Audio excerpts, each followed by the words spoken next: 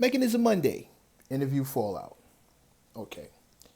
If you've been following my IG, you know that I was a guest on the My Expert Opinion show, which is the platform by battle rap big dog and legend Math Hoffa. Me and my fellow guests, Arsonist Heatmakers and Amir, went back and forth about a bunch of topics on a bunch of current events, over to the general state of hip hop culture today, which led to a segment on me speaking about my qualifications, why there's a difference between my opinion and others, and what gives me the right to any of it. Now, I want to start off by saying pretty much every comment I saw on my page was from folks who know my history, acknowledge my work, and agreed on my assessment of myself.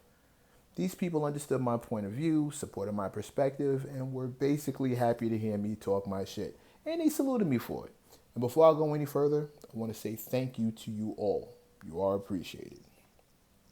But then there were those other guys. The ones who basically resented every word, decided I was obnoxious, arrogant, and anything else to minimize my point in place.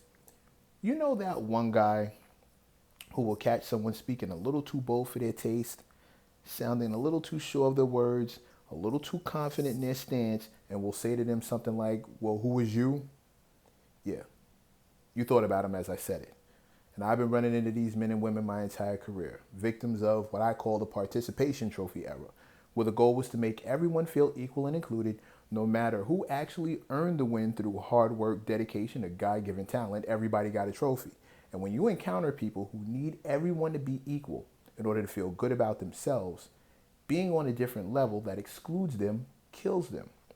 But instead of working to raise up, it's easier to bring you down because then they can prove you ain't better than me. That's why they don't disagree with a point or offer much more other than insults, because they don't really need to be right. They just really, really need you to be wrong.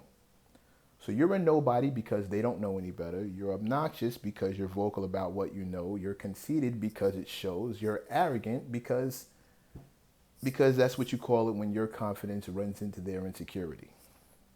And to all those who have been getting ignored at best or blocked at the worst and can't understand why, remember when I said during the show that I don't debate or argue with casual fans? Well, yeah.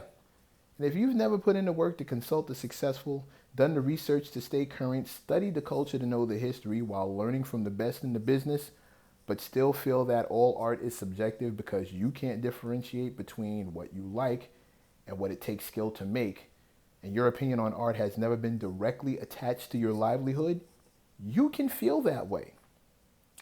But feelings don't override facts. And the fact is, there are people who read the Robb Report, and there are folks who write it. And your feelings won't change what side of the pen you're on.